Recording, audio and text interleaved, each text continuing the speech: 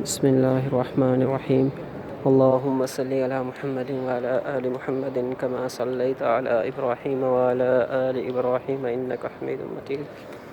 اللهم بارك على محمد وعلى آل محمد كما باركت على إبراهيم وعلى آل إبراهيم إنك حميد مجيد.